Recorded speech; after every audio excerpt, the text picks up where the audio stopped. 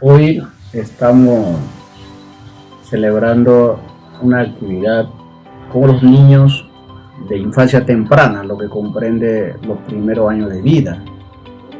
La infancia temprana comprende el embarazo más los 2 primeros años de vida.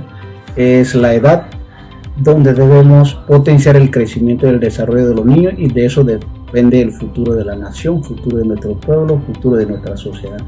La gran dificultad que nosotros tenemos es mantener la lactancia materna de los niños hasta los 2 años. Además de eso, el inicio oportuno de la alimentación complementaria, es decir, incorporar otro tipo de alimento a partir de los 6 meses de edad.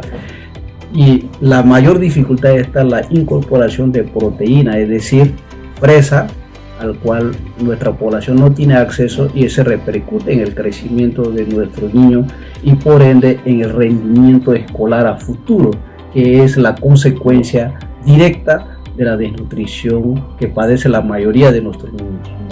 En nuestro circuito nacen aproximadamente 2.700 niños, distribuidos en 22 corregimientos y 4 distritos, y es la responsabilidad de todos nosotros como actores sociales, la parte política, los diputados, los representantes, alcaldes y los actores sociales, las organizaciones vivas, y sobre todo la familia como institución primordial en ese papel que debe jugar en la vigilancia del crecimiento y desarrollo de nuestra niñez. Y ahí es donde nuestro país con políticas públicas debe invertir para garantizar ese desarrollo que tanto anhela nuestra sociedad y en la que la población joven primordialmente está postergado. ¿Y cómo se traduce eso?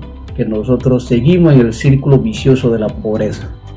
Debo extender nuestro aprecio, nuestra estima a toda la población de Nove, primordialmente del circuito, de nuestro corregimiento y distrito, y que pase una feliz Navidad y próspero Año Nuevo, que el 2025 nos traiga muchas bendiciones y sobre todo podamos contribuir con esa niñez de nuestra comarca que tanto requiere del apoyo de todos nosotros.